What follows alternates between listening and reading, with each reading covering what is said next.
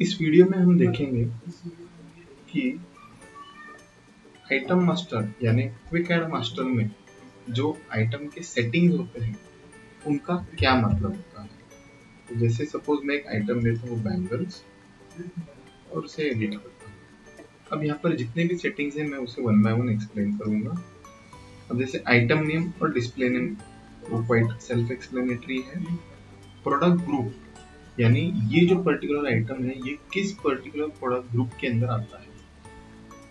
अलग अलग product groups हमारे इसमें अवेलेबल है, जैसे gold, silver, stone, MRP, platinum, diamond, alloy या फिर ओल्ड ऑर्नामेंट गोल्ड या फिर और कुछ अलग जैसे silver MRP, diamond studded gold.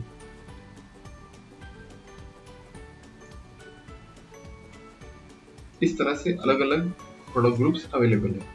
Silver MRP यानी जैसे कभी कभी ऐसा होता है कि कुछ फैंसी ज्वेलरी या स्टर्लिंग सिल्वर जो है वो पर ग्राम सेल होता है, जैसे 125, 150, 200 रुपीज पर ग्राम। उसमें हम सिल्वर का रेट अलग और मेकिंग चार्ज अलग ऐसे डिस्प्ले नहीं करते, तो उस केस में हम सिल्वर एमआरपी सेलेक्ट करेंगे। गोल्ड एमआरपी भी एक डायमंड एक ग्रुप रहता है जिसके अंदर जो हमारा गोल्ड आइटम, कभी कभी स्टडेड आइटम या फिर डायमंड स्टडेड गोल्ड रहता है, वो ब्रांडेड ज्वेलरी होने के कारण एमआरपी पे सेल होता है। गोल्ड रेट के वजह से उसका जो कॉस्ट है वो अफेक्ट नहीं करता, बिकॉज उसमें गोल्ड बहुत कम रहता है और डायमंड का कॉस्ट है वो ह्यूज रहता है। तो इसीलिए गोल्ड एमआरपी ऐसा भी एक प्रोडक्ट ग्रुप होता है। अब प्रोडक्ट क्लासिफिकेशन ग्रुप के अलावा एक अकाउंट क्लासिफिकेशन ग्रुप होता है, जो अगर गोल्ड है तो गोल्ड अकाउंटिंग ग्रुप, सिल्वर के लिए सिल्वर अकाउंटिंग ग्रुप, इसी तरह से रेस्पेक्टिव अकाउंटिंग ग्रुप आपको यहाँ पर सिलेक्ट करना है। याद रखिए ये जो अकाउंटिंग ग्रुप है ये 2 डॉट 3 डॉट वही वाले आपको सिलेक्ट करने हैं। आप यहाँ पे गलती से प्राइमरी या और कुछ सिलेक्ट करते हैं तो आपको जब आइटम सेल या परचेस करेंगे तब आपको प्रॉब्लम आ सकती है। HSN कोड यानी जीएसटी में एक हार्मोनाइज्ड कोड रहता है जो जीएसटी डिपार्टमेंट ने दिए होते हैं। जनरली गोल्ड और सिल्वर ऑर्नामेंट्स के लिए वो 7113 है, और अगर बुलियन या प्योर गोल्ड या प्योर सिल्वर है तो वो 7108 है। रिसेंटली गवर्नमेंट के नोटिफिकेशन में उन्होंने स्लैब वाइज, आपके टर्नओवर के slab wise HSN code 4 digit, 6 digit या 8 डिजिट रखने का बताया हुआ है। सो अगर आपका टर्नओवर 50 करोड़ से ऊपर है तो आपको 8 डिजिट HSN कोड यूज करना है।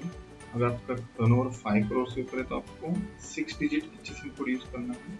और अगर आपका टर्नओवर 5 करोड़ से नीचे है तो आप 4 डिजिट HSN कोड यूज कर सकते हैं। सो जनरली अब जैसे जैसे उसमें डिटेलिंग होता है कौन से टाइप का आइटम है उस हिसाब से इसके आगे और 1918 इस तरह से सब कोड्स ऐड होते हैं। तो फिलहाल तो हम इसमें 7113 ही रखेंगे।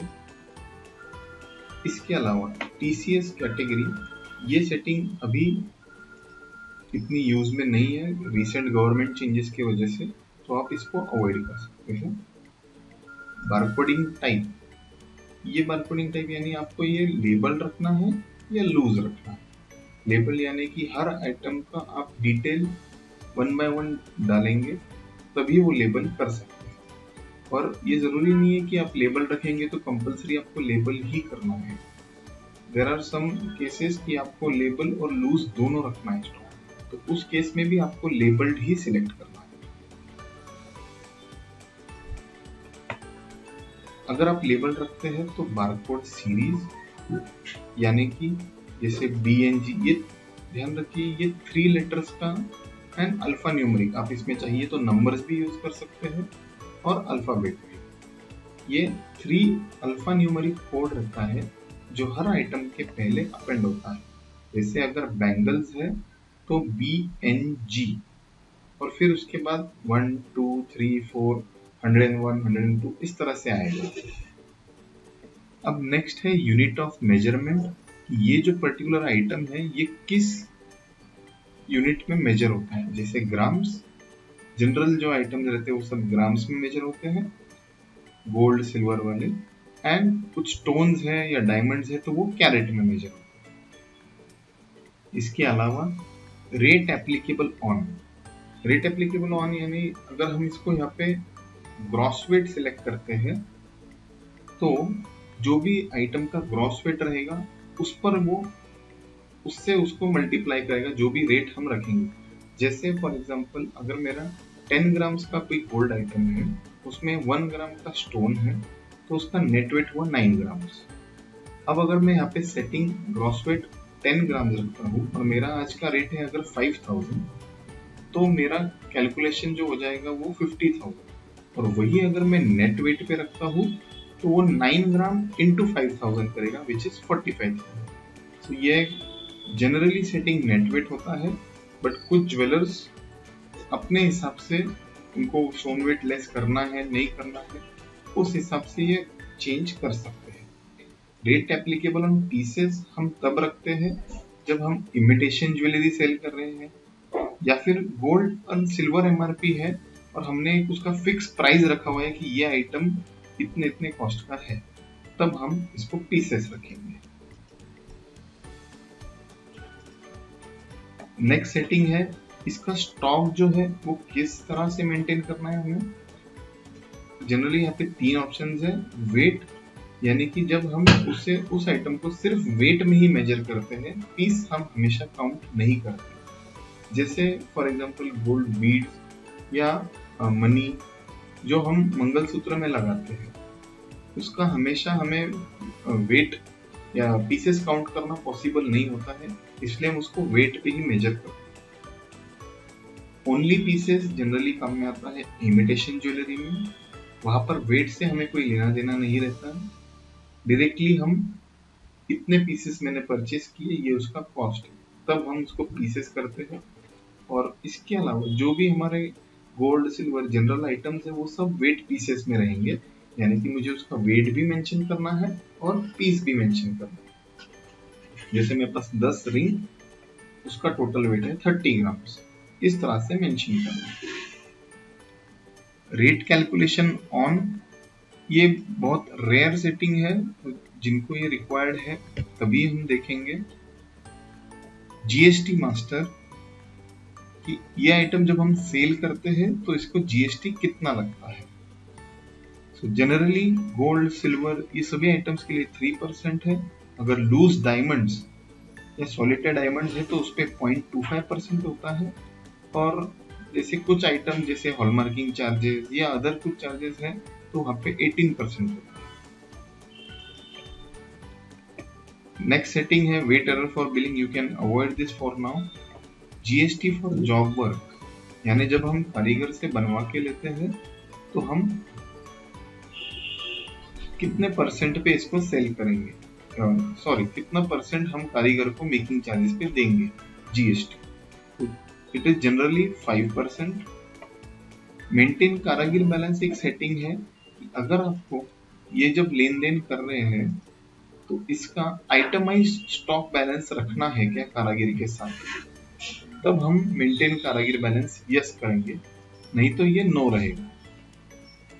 लेकिन इसके अलावा मेकिंग कैलकुलेशन, ये कुछ सेटिंग्स हैं जो है रिटेल सेल के लिए।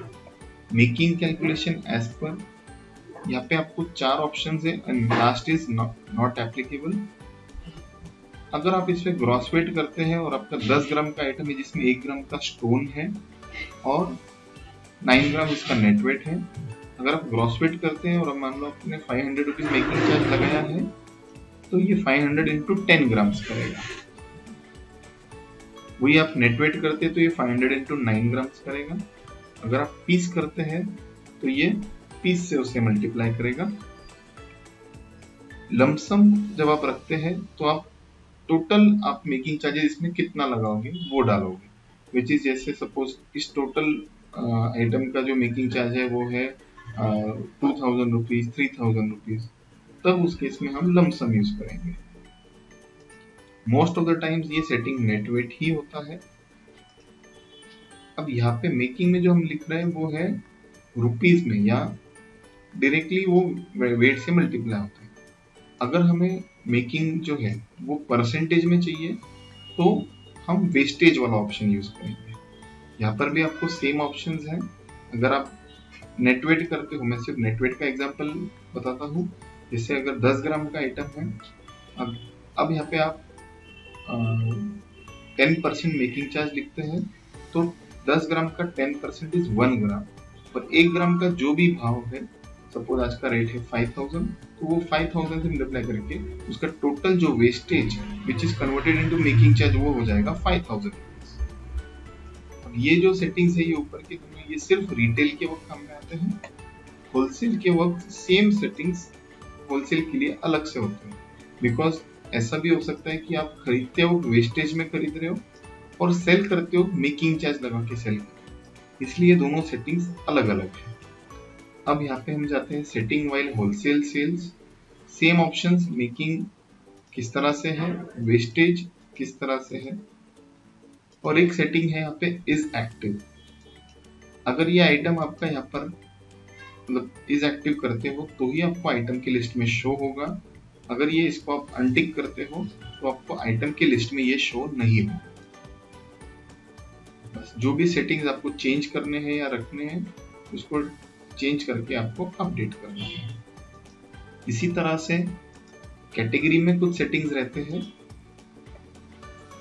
आइटम कैटेगरी का नाम, उसका display name, default pieces for labelling, यानी जब हम इसको लेबल करेंगे तो डिफॉल्ट पीसेस इसमें कितने रहेंगे।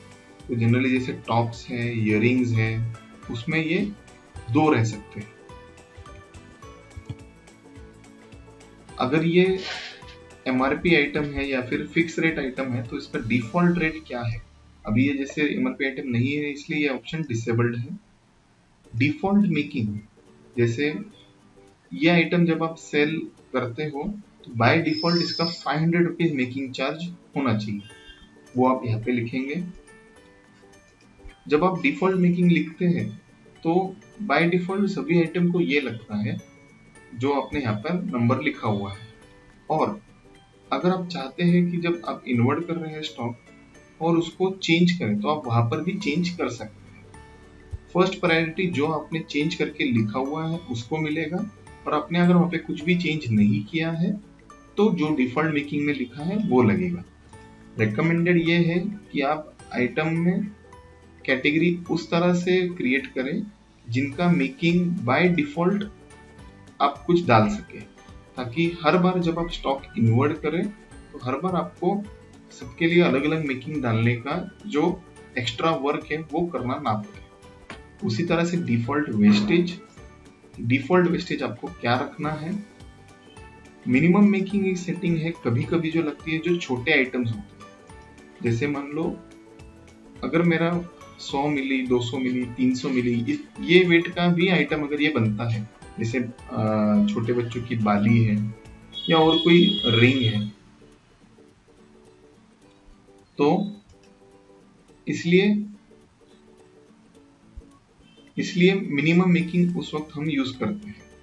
मिनिमम मेकिंग में यहाँ पर हमें यह बेनिफिट रहता है कि जैसे अगर मैंने यहाँ पे लिख दिया कि 500 रुपीज, तब अगर मान लो 1 ग्राम का आइटम है तो 500 लगेगा, 2 ग्राम का आइटम है तो जो भी आपने डिफॉल्ट मेकिंग में डाला है उस हिसाब से कैलकुलेट होगा।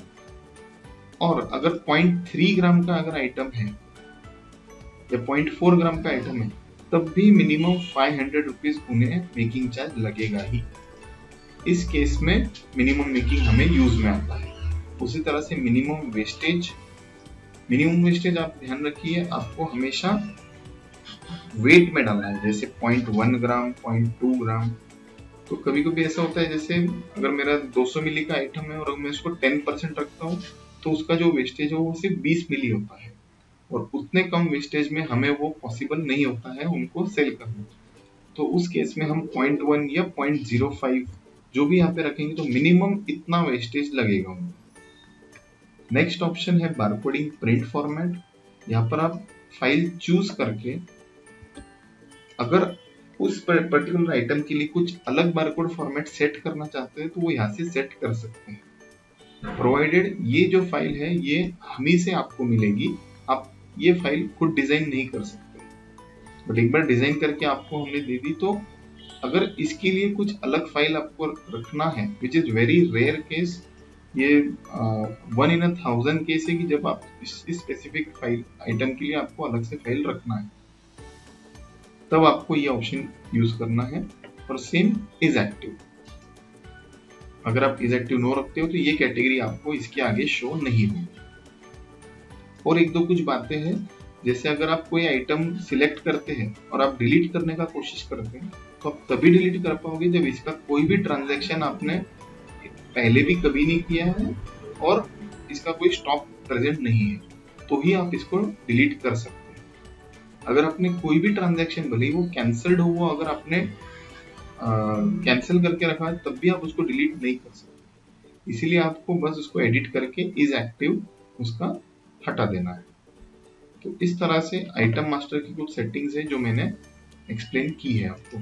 इसके रिलेटेड और कुछ सेटिंग होती है जैसे प्रोडक्ट ग्रुप, अकाउंटिंग ग्रुप, वो हम अलग वीडियो में देखेंगे।